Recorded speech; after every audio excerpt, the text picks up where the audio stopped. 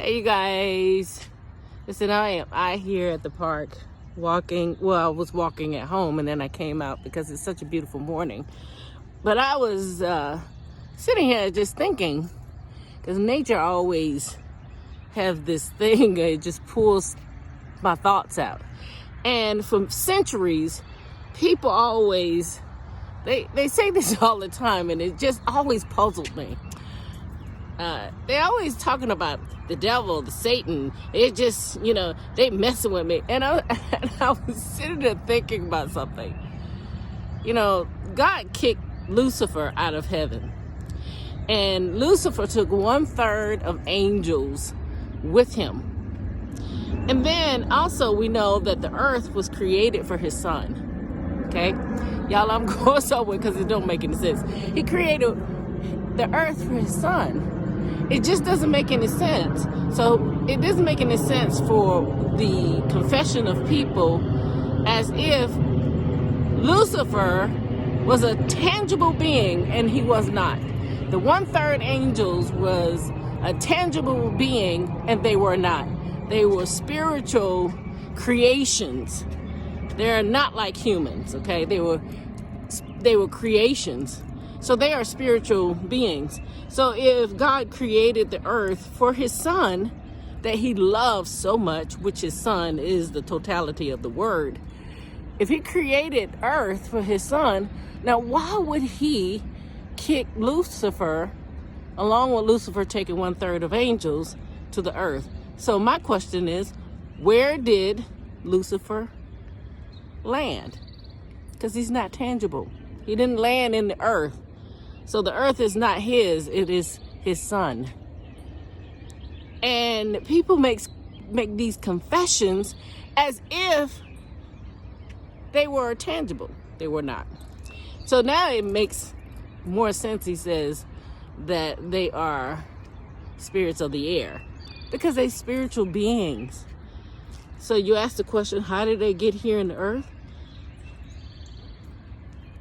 Because they're looking for a home to live and to dwell, because they don't have a home. They cannot operate without a vessel. That explains why the serpent was around the tree, because he stole that vessel. He stole that serpent so that he can have somewhere to live and talk. Otherwise, when God kicked Lucifer out and Lucifer took 1/3 of his angels, they were just roaming because they were spiritual beings. It takes a body. Well, I sitting there thinking, the serpent was disobedient. The serpent was not disobedient. He was part of God's creation in the garden. So how did he possess that serpent? Yeah, I got questions and I got answers. And this is the beginning of my pursuit, because we got all this wickedness. How did it come about? Because if the creation was a spiritual being and they need a body in order to operate, don't you let them operate in your body? And this is for anybody who believe in God or not.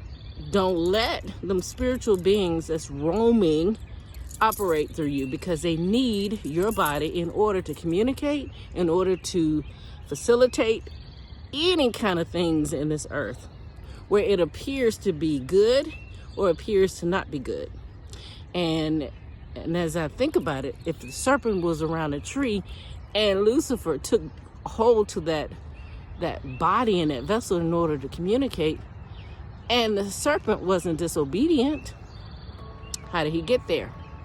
That is the question I need to find out, because it needs to be exposed by me so I can really protect me and understanding me. You know the reason why I question a lot of stuff? Because the more of God, the more of the word that you know, it puts you in a place of crushing the head of the serpent that Christ has already took place. It is up to you getting revelations for your own self and not receiving revelation from when you go to church. So you should be getting your own revelation.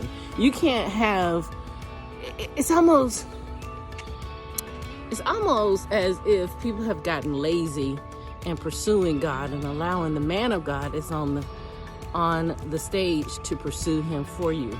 It doesn't work like that.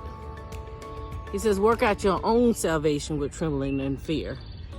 And they may not even be, well, we're not going to go there because this is not what this is about. It's about when God kicked Lucifer out of heaven. He didn't kick him to the earth. He did not do that. So I'm going to follow up later with you guys. Bye.